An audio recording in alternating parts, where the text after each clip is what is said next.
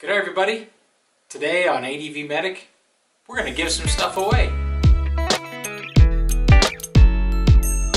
So what I've got for giveaways today is a couple of these makeup bags. Actually, they're first aid kits, but they are a makeup bag, just first aid stuff inside them. So let me just show you real quick what's inside one of these wonderful little bags. So what we've got here is the contents of one of these little bags. So this is a yellow one right here, the orange one here I've already packed up and got it ready to go. And this is just a basic little bag that you can toss into any jacket or any kind of quick backpack or something like that, or even your tank bag as a quick first aid kit for taking care of injuries. So this is not going to cover everything, but this is a good start for any of you that don't already have a kit put together. And this is just standard, very basic first aid kit stuff. So as far as the basics go, we've got, of course, the bag itself. We've got a triangular bandage. We've got, they call this a tampon abdominal almedilla. Basically, it's an ABD pad. This is a larger than normal pad. It has a large amount of absorption capabilities, and so you can use this to stanch the bleeding on a larger wound. And you can also use this if you have an abdominal problem. So let's say you cut open a belly, you'd wet this down and put this across the belly, and that'll really soothe and help with the pain of that. And then you've got four 4x4s. 4x4s are my favorite bleeding control devices.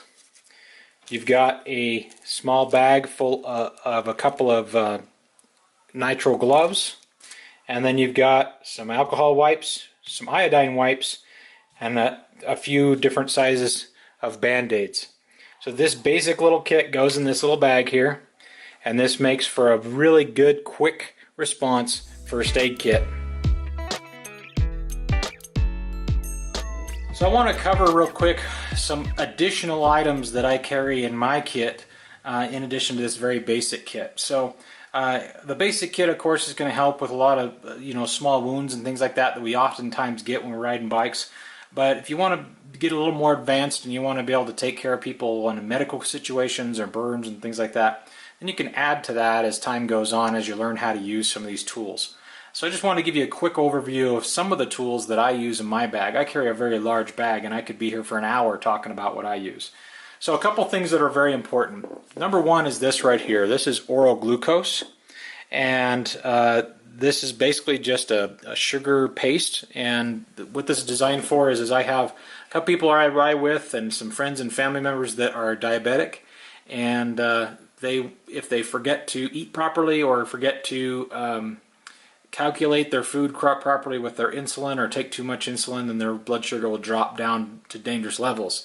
And so along with my glucometer, which is I do carry one of my own for taking care of people, you do have to have some set of certification level for that, but unless you're a family member of somebody, but this way I can actually give them some type of sugar and get their sugars up. And if you do end up giving them something like this, it's best to go ahead and get out of there and get them treated, or at least seen to make sure that their regiment is still working properly. Another thing I carry is more bandages. So all kinds of different bandages I carry, but especially this rolled gauze.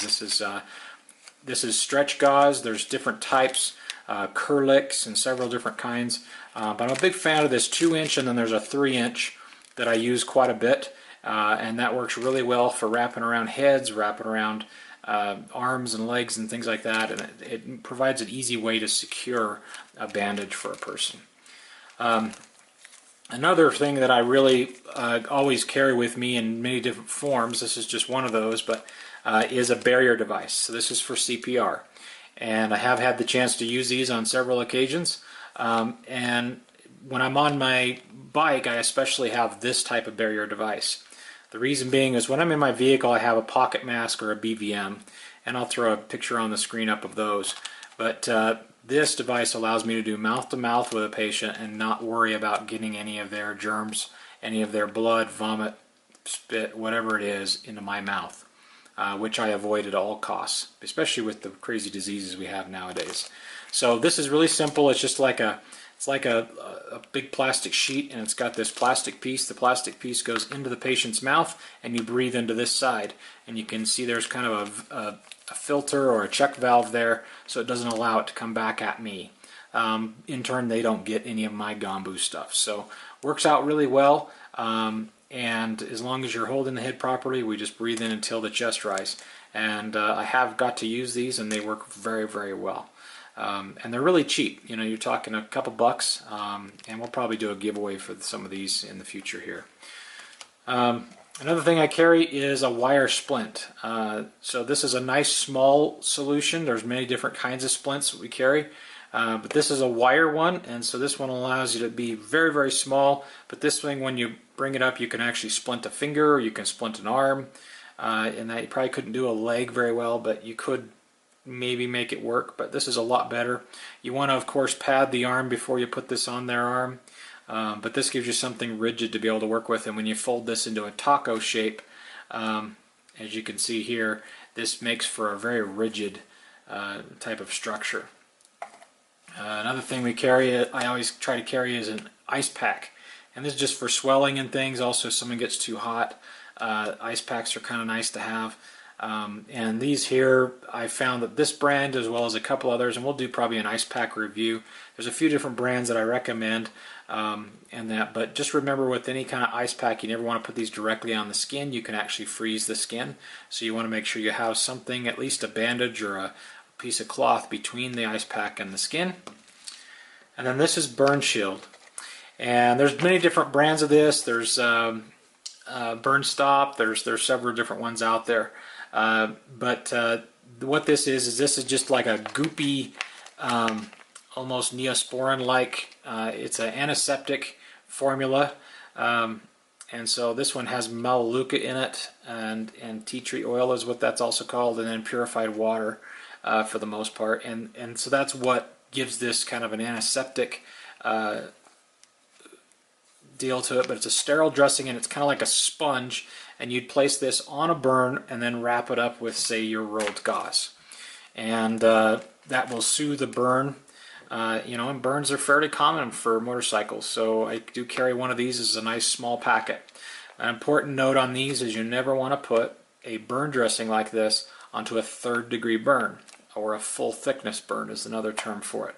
Basically, if the skin is burnt and charred like a burnt steak, or blackened and it's dry, then you do not want to put this on there. If you are seeing like a sunburn type of thing, like a redness or even blistering, as long as those blisters are not popped, if they're still intact, this will work fine on a blister or on just swollen and red and sore burns. But 3rd degree or full thickness burns, serious burns, you would not put this on. You don't want any kind of liquid agents on a 3rd degree burn. This here is a tourniquet, and the advantage of this one is this one has the ability to be put on. You can put it on by yourself really quite easily. It has a little button here. You pull this apart, you wrap it around, click it in together. You can slide it up your arm, and then you pull this tab until the bleeding stops. It's pretty much that simple. It's a good basic little tourniquet. It's almost too skinny, but it does work well, and it's easy to put on yourself, and that's the main reason I carry these. The reason I have this is because it came with a first aid kit refill kit that I got a while back, and then you can see a lot of this Ever Dixie brand. I was able to buy a refill kit that was fairly cheap, and it gave me a lot of supplies for a small amount of cost, and so that's what the brand of some of this stuff is. And so normally I would carry a cat tourniquet, but this one works quite well. And then this is a set of airways. Now these I don't carry usually on my bike. I'm usually carrying these in my vehicles, but I have a set in every vehicle, and these are what's called termed as an OPA, or they call these Berman airways, but the technical term for these is oropharyngeal airways, or OPAs for short. In the medical world, we use these when doing CPR or on an unconscious patient, and we use these to hold the tongue forward off the back of the throat to secure the airway. It doesn't secure anything further down than the tongue, but it does a good job of holding forward the tongue. So if you're going to do CPR on somebody, or if you have someone who has overdosed on opioids, unfortunately that is the case these days, all too common, these are a great way to secure their airway unless you have more advanced training and airways out there. So anything above what we call a BEC, basic emergency responder, or a EMR, emergency medical responder, can put in oral airways. And these are actually being taught how to be used at even the BLS level, basic life-saving course from the American Heart and from Red Cross. So great tool. You just measure them from the nostril to the earlobe, and then size them in. You have an infant size here all the way up to an adult size. These pretty much fit every person out there, and so I can take care of just about anybody out there with these, and they work really well for that.